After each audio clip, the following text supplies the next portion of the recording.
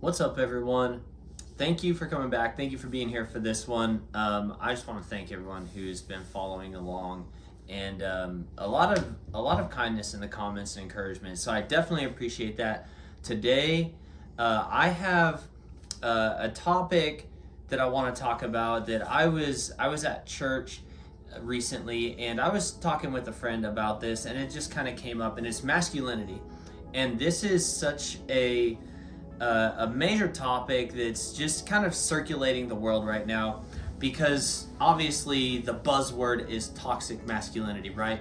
And I want to kind of give a somewhat of a controversial take on that I do believe that there is such a thing as toxic masculinity. Now stick with me because I'm gonna elaborate more on that. But first, what I want to do is I just want to go to the perfect example, because anything that we need to know as human beings, or especially as men, but really just human beings in general, we got to go to Jesus, look to Jesus, because if we're made in his image, if he is our creator, then that means every bit of truth that we can find about ourselves is rooted in him. So I want to go, I'm coming out of Matthew 26, and this is towards the end of the chapter, starting in verse 51. And this is where all of the Judas has basically come with all of the soldiers to arrest Jesus, and they're coming to take Jesus. And Peter takes out his sword, and of course, if you know this story, he cuts off the ear of one of the slaves. So in verse 51, Matthew 26, it says, "And behold, one of those who were with Jesus reached and drew out his sword and struck the slave of the high priest and cut off his ear. Then Jesus said to him, 'Put your sword back into its place, for all those who take up the sword shall die by the sword. Or do you think that I cannot appeal to my Father, and he will at once put at my disposal more than 12 legions of angels? How then shall the scriptures be fulfilled that it must happen this way?'" So I wanted to use this one because the perfect example of masculinity, true masculinity, is Jesus on the cross. So when Jesus went to the cross, we know that from the Bible that he has all power. He is God incarnate. He holds all the qualities and the power of deity, and yet is fully man in flesh. He's God in the flesh. So when he is on the cross and everyone has been shouting insults, mocking him, beating him, spitting on him, pulling his hair out, doing everything to publicly humiliate him before they even put him up naked on the cross. Imagine if Jesus had no self-discipline. Imagine if Jesus didn't have self-control like many of us do. Because a lot of us, if we were Jesus up on the cross, we would have retaliated. And we would have said, "You guys want to treat me this way? Check this out." Because one word from Jesus, and the whole world could have just collapsed in on itself. All of existence could have come to an end right there. So he held every bit of power. He was omnipotent. He is omnipotent. With a single word, he could have caused the whole world to come to an end of existence, yet he stayed silent. And right here, the reason why I went to this passage is because he tells Peter, after Peter retaliated himself, showed humanity what most of us would do. We would retaliate. We would reach out and try to do something. We would want to put people in their place. We would want to cut someone down. We would want to let someone know how wrong they are for treating us wrong. But Jesus says, "Put your sword away," because I could if I wanted to, I could appeal to my Father and I could have 12 legions of angels. Now, legion, I believe, I've heard a couple different numbers, but I believe a legion is 2,000. So 12 legions of angels, roughly 24,000 angels. There was a crowd of less than 50 there with Judas. So 24,000 angels would have done the trick. And Jesus is here telling, if I needed resources, I could have any number of resources here in an instant if I wanted to. But if I were to act out that way, this all wouldn't be fulfilled. And I want to just get this idea out to everyone, because you think of Jesus, especially as he's gone to the cross. From here, he gets arrested. Of course, he goes and he stands trial basically before Pontius Pilate. And the whole time, at any point in time, he could have spoken a word. He raised the dead. He opened blind eyes. At any moment, he could have just touched someone. He could have spoken a word and said, your life is over, and that would have been it. He had all that power, all that authority, but yet with no rage, all under control, all under self-discipline, with full self-control. It was there, but he didn't operate in it. I've heard a great thing said, and I love this, and that is, we always want to think of Jesus as lion. When we put ourselves, or when we think of ourselves in the image of Jesus, we want to think of him as a lion, but Jesus is a perfect mixture of lion and lamb. He was a suffering servant just as much as he is a lion, yet there's certain times for the lamb to come out and certain times for the lion to come out. And Jesus, when he was on the cross, he was the lamb. Why? Because his sacrifice was necessary for a greater benefit. So where we see all of this power come under full control in the person of Jesus is, one, when it serves the purpose of God, and two, when it serves other people. So if our anger, if our retaliation, whatever it is, if our masculinity does not serve the purpose of God, or if it serves any selfish motive that we have, then that's toxic masculinity. If our masculinity is in the form of protection, because you think about, that's what a lion is for its cubs. When the enemy tries to come around, you better believe that Jesus comes up and stands over you like a roaring lion. But when it comes time to serve people, you have to be in the image of the suffering sacrificial lamb. So there is a balance of this that we need, and this is what true masculinity is. True masculinity isn't going out and showing people that you're better than them, that you're stronger than them, that you can one-up them, that you have more stuff than they do, that you have better things than they do, that whatever it is. Because this is what culture and the world tries to tell us that masculinity is, that you gotta be just this machismo dude, and you've got to be getting with girls and throwing a bunch of weight around and doing these crazy jobs, making a bunch of money, and that's masculinity, and play sports and all this. That's not it. That can all be a part of masculinity, but that if we define it by that, then we have a problem, because that stuff stirs up pride. True masculinity, as Jesus displayed it for us, as he set the example, is masculinity that serves other people. It's masculinity that's under full control. It's masculinity that has a benefit for someone outside of us. See, because we got to remember that Jesus said, no one takes my life from me, I lay it down. So even though he was arrested, this just adds to the idea that he was in full control the whole time. He stayed silent because if any moment, if he would have said something, he could have ended it. And he knew that his purpose was to go to that cross because there was a greater benefit that God had in store through his sacrifice. So I want to take this idea of masculinity and I want to just kind of extract the healthy version of it that we find in the Bible and that we find modeled by Jesus, because the world is trying to push a whole idea and concept of masculinity that is not healthy, and it's really actually toxic.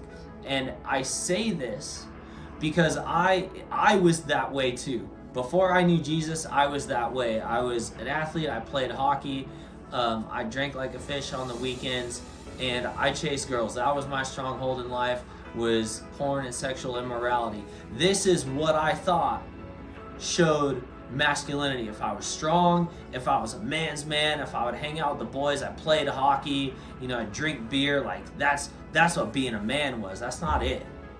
That's not it. That built my ego. That's not masculinity. That's toxic. But true masculinity is a man who looks out for the people around him, the people he loves. a man who stands up for people that he loves, a man who will sacrifice himself for people that he loves, a man who will not retaliate against people who do wrong to him, knowing maybe even very well that if I wanted to, you keep pushing my buttons like that, oh, if I wanted to, I could knock you out so quick. And you may very well have that ability to do that. But where you're going to look like Jesus is when you keep that under control. And you allow someone to maybe even continue running their mouth when you know you could shut them up real quick. And you share some kind or even just some words to diffuse the situation. And you say, this ain't even worth it. I'm walking away. You need to leave me alone. Or whatever it is that you do to get out of there, to diffuse it. That's what masculinity is. That's what God favors. Because the Bible also tells us that if you pray for those who persecute you and you bless those who are rude to you, that you actually heap burning coals on their head. And if you think about it, kind of like I think of like if someone had like one of those dog cones around their neck, and God is just shoveling like hot coals in there, straight off the grill, right on their head. That's what happens when you show the love of Jesus, even to those who don't like you. And one other thing that I want to touch on too, that is connected to this whole idea of masculinity, is vulnerability. Because another thing that we as men have been taught our whole lives is that you can't show weakness, you can't show vulnerability, you have to suck it up, hold it in, push through it, tough it out, all those things. We have got to stop with that, because all it is doing is causing men to hold in all of the pain, all of the hurt, all of the negative things that we experience in our life. All that stuff is getting trapped into our body, and it's hurting us from the inside out because it has no outlet. But if we as men can create safe space, and we can actually be comfortable in being vulnerable together, sharing things that we're afraid of, sharing past traumas in our lives, processing through the tough things that we go through in life, all of our struggles, our hurdles, all this stuff. If we can share some vulnerability, we're gonna find much stronger and more masculine men in the world. We're gonna become that, because it actually takes a strong person to be vulnerable. And this is opposite of what the world teaches. It actually takes strength to be vulnerable, because if you think about it, any past trauma, hurt, anything that you've experienced in your life, it's very easy to run away from it. It's easy to fill your life with work so you don't have to think about it.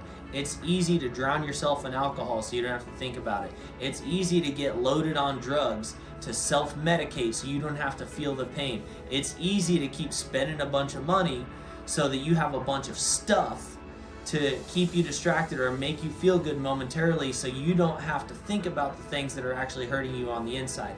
That's easy. What's hard is facing the pain and facing the trauma, facing whatever event it was that hurt you. That's hard. But think about this. Only strong people do hard things.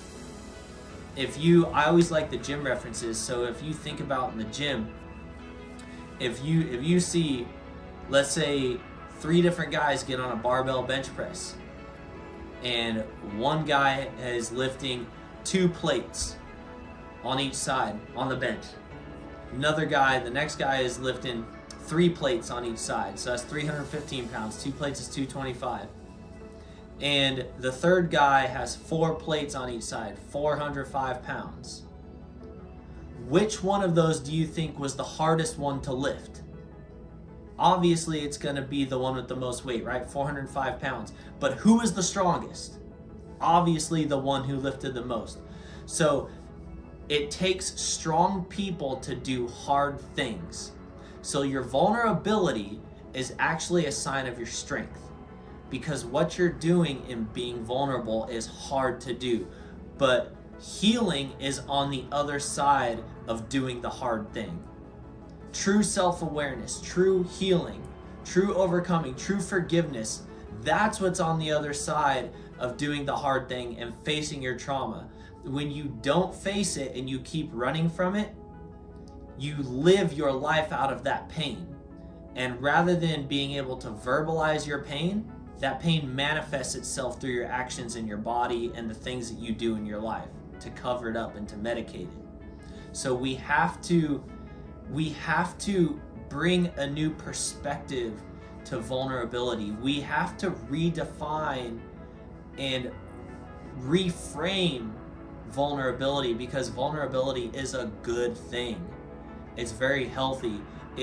In order for you to even make progress with a therapist, you have to be vulnerable. In order for you to lessen the hurt and the pain of something, you just have to talk about it, and that's vulnerability. But strong people do the hard things. I love the analogy. God gave me this analogy of it with trauma and pain and emotional pain, all that type of stuff that we experience in our lives. It's very much like an open wound. So if you've ever gotten a cut or even a broken bone, even though it's not necessarily an open wound, when a broken bone is unhealed. So let's say if you have a broken bone or a cut on your arm, if someone goes and pokes that wound, or if they even touch around the area, when it's still an open wound, it's still very sensitive even around the area, and it'll cause you to flinch and be like, you'll have a reaction. This is what happens when you don't address your pain. Because think about it in the same way, going back to the literal, if it's an open wound, someone can accidentally touch you and you're just like, oh man, hey. And they can say, oh, sorry, I didn't know. And this is what happens as we go through life. Sometimes people do it purposely. Sometimes people say things without even knowing that that's a sensitive subject for you. But people will say things and it will trigger a reaction. Why? Because they're poking the area of that wound. And when your wound is still open, it's still sensitive. And that's where you get hurt, because it's sensitive. The other thing is, when a wound is still open, you're actively bleeding. So where other people think they're just trying to cover it up, they're bleeding out and they're trying to slap a Band-Aid on it with alcohol or drugs or money or material possessions, whatever it is. They're using that as a Band-Aid, thinking they're fine and they're healed, not realizing that they're bleeding out, and really all they're doing is bleeding on other people.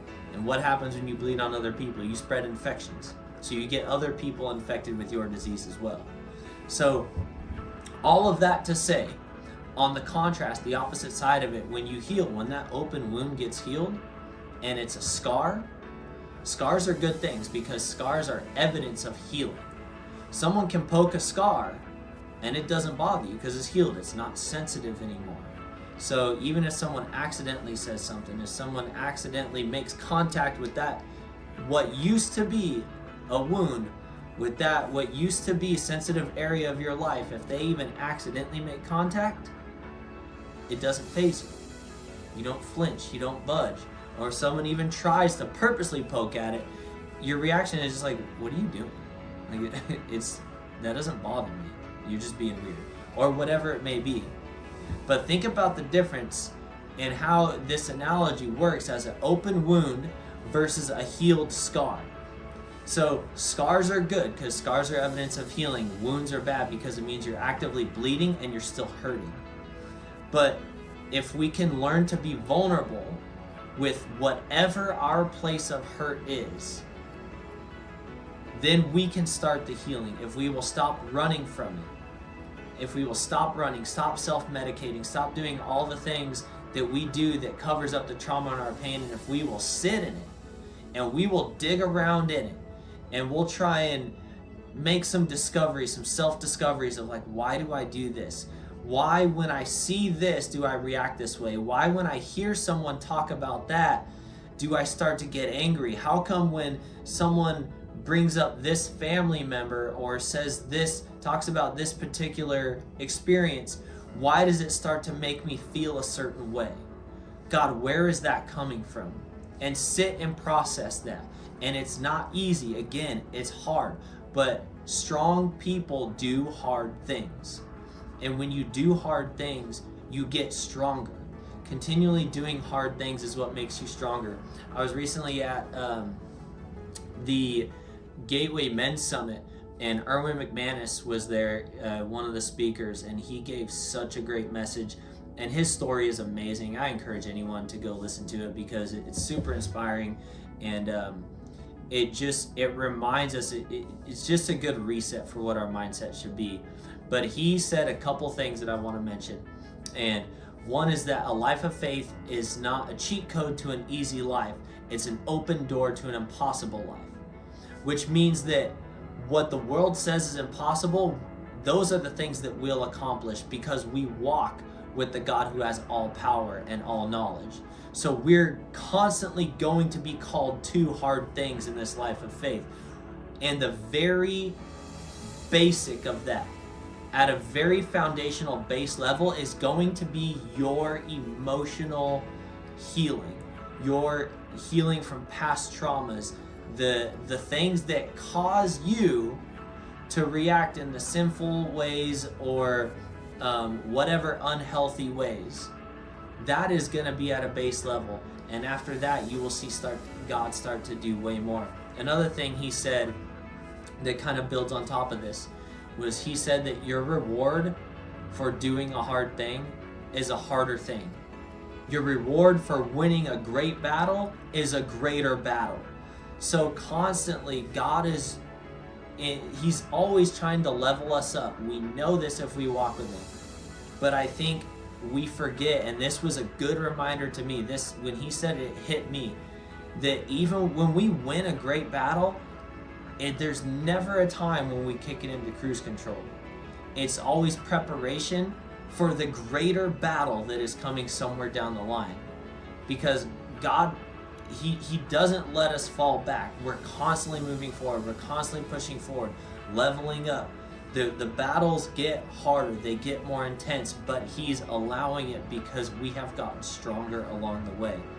And if we can take this whole idea, this whole concept of masculinity, which masculinity could encompass so much. We could spend so much time on this because it's just such a generally broad topic and what we could cover.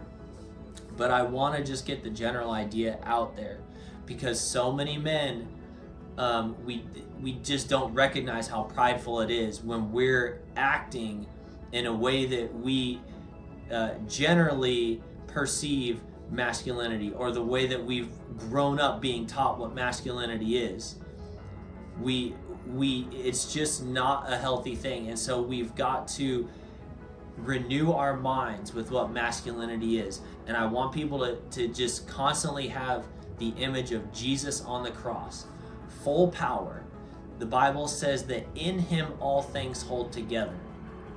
So as He is sitting on the cross, allowing Himself to be crucified, the world is still being held together because of Him. And like I said, in a single word, He could have changed it, but He held it all in.